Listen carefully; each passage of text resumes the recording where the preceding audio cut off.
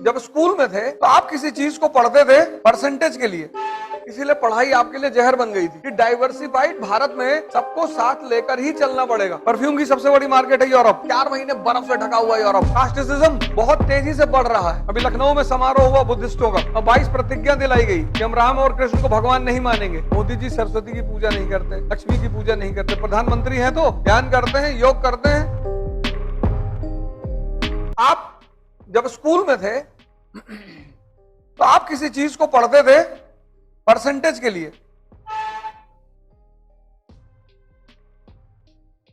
इसीलिए पढ़ाई आपके लिए जहर बन गई थी,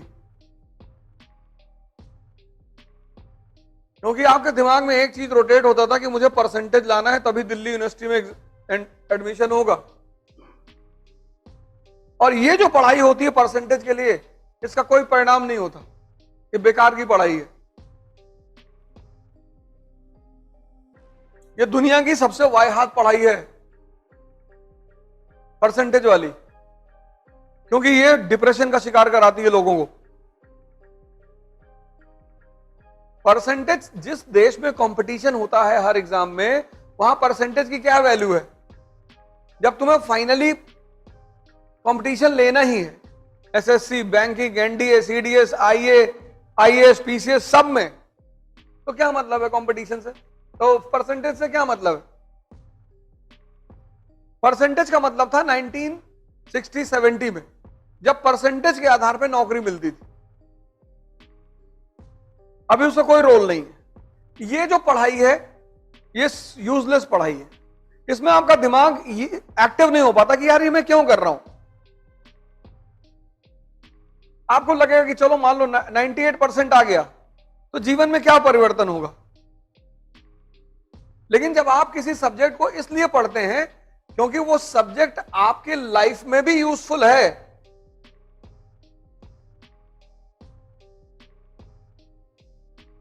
आप भारत के राजा बन गए, प्राइम मिनिस्टर, और आपने अशोक को पढ़ रखा है, तो आपको पता है कि जब अशोक भारत का राजा बना तो भारत में ब्राह्मणिज्म, बुद्धिज्म, जैनिज्म, ये 3 धर्म प्रमुख थे। भारत का फिलॉसफी है यूनिटी इन डाइवर्सिटी। तो अशोक ने इस डाइवर्सिटी को डील करने के लिए धम्म का सहारा लिया ना। अकबर जब राजा बना तब फिर हिंदुइज्म, इस्लाम और फिर बहुत सारे सेक्ट्स, शिया, सुन्नी, शैवाइट, वैष्णवाइट, बहुत सारे सेक्ट, फिर उसने सहारा लिया किसका? तौहीद इलाही का, जिसको बाद में कहा गया दीन इलाही। अब 2024 में आप भारत के प्रधानमंत्री हैं और आज भी भारत डाइवर्सिफाइड है, हिंदू, मुसलमान, सिख। तो ये पीछे का जो इतिहास है ये आपके लिए स्टैंडर्ड बना कि नहीं बना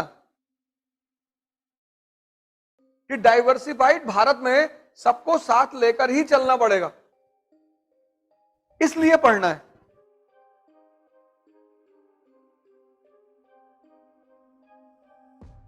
इसलिए पढ़ना है। सहारा डेजर्ट में अगर तुम पेप्सी की फैक्ट्री लगाओगी चलेगी, आइसक्रीम की फैक्ट्री लगाओगी चलेगी, चलेगी ना। लेकिन सहारा डेजर्ट में की जो कंट्रीज हैं, लीबिया वगैरह, वहां तुमने शॉल बनाने की फैक्ट्री लगा ली। लीबिया में शॉल कौन खरीदेगा?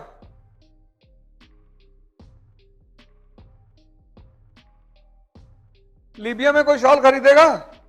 कम रात के लिए खरीदेगा।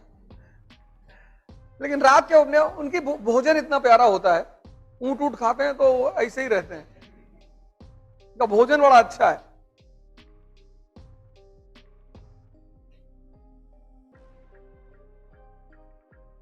अब जहां के लोग सबसे ज्यादा कम नहाते हैं वहां सबसे ज्यादा किसकी बिक्री होगी? परफ्यूम की, इत्र की। परफ्यूम की सबसे बड़ी मार्केट है यूरोप, 4 महीने बर्फ से ढका हुआ यूरोप। कोई नहाता ही नहीं, बहुत कम तो हाथ धुलते हैं लोग, पानी आता ही नहीं, बर्फ जमी होती चारों तरफ। तो जो लोग नहाएंगे नहीं 10-10 दिन, परफ्यूम लगाएंगे। लेकिन इधर पूर्वांचल में 2 टाइम नहाते हैं, सुबह नहाते हैं, शाम को भी नहाते हैं कुछ लोग, पानी इतनी ज्यादा है। तो ये सारी बातें तुम्हें ज्योग्राफी पढ़ने से क्लियर होगा। ऐसे जैसे मैंने यहां लिखा ना मॉडर्न वर्ल्ड हिस्ट्री क्यों पढ़ें, ऐसे तुम लिखो ज्योग्राफी क्यों पढ़ें।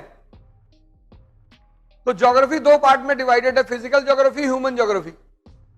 तो तुम्हें समझाएगी कि इकोनॉमी और ज्योग्राफी का कितना गहरा संबंध है। फिर इकोनॉमी क्यों पढ़ें, अब तुमने इकोनॉमी पढ़ लिया, अब बिहार की जो पॉलिसीज तुम्हें बनानी है, यूपी की बनानी है, पंजाब की बनानी है, तो उनके इकोनॉमिक स्ट्रक्चर पे ही तो पॉलिसी बनाओगे।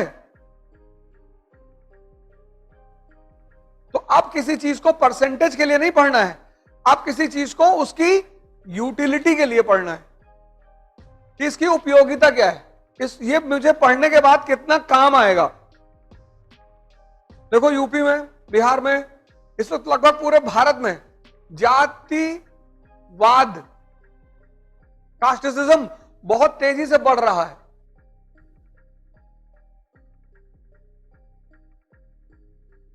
अभी लखनऊ में समारोह हुआ बुद्धिस्टों का, और 22 प्रतिज्ञा दिलाई गई कि हम राम और कृष्ण को भगवान नहीं मानेंगे, हम ब्रह्मा विष्णु महेश को भगवान नहीं।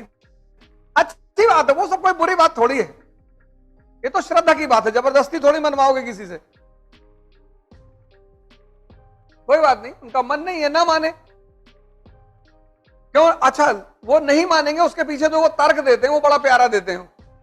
कहते हैं हम सरस्वती की पूजा क्यों करें, सरस्वती ने कोई यूनिवर्सिटी खोली है?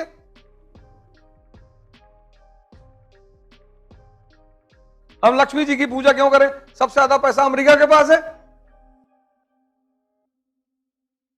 तो तुम्हारी गलती पूजा करने में ही तो हो गई। लक्ष्मी जी क्या करें, तुम उस कॉन्सेप्ट को समझ ही नहीं पाए कि लक्ष्मी ताकतवर लोगों के पास रहती हैं, विष्णु जैसे लोगों के पास, जिनके पास शक्ति है।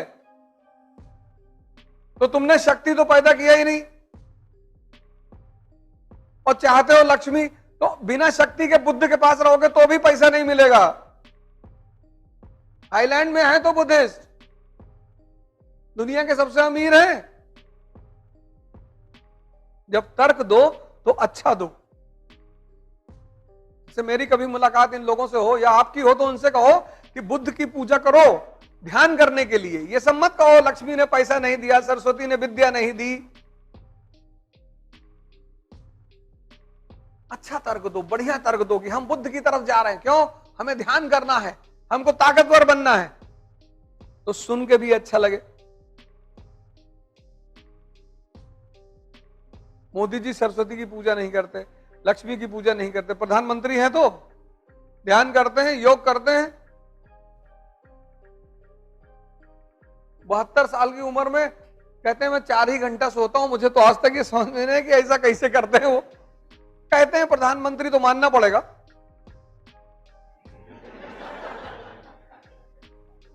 अभी मना कर दो तो ईडी उडी का छापा पड़ जाए। अब तुम्हें जो पढ़ना है वो किसी चीज की यूटिलिटी के लिए पढ़ना है। बात समझ में आ गया ना? अब परसेंटेज के लिए नहीं पढ़ना है।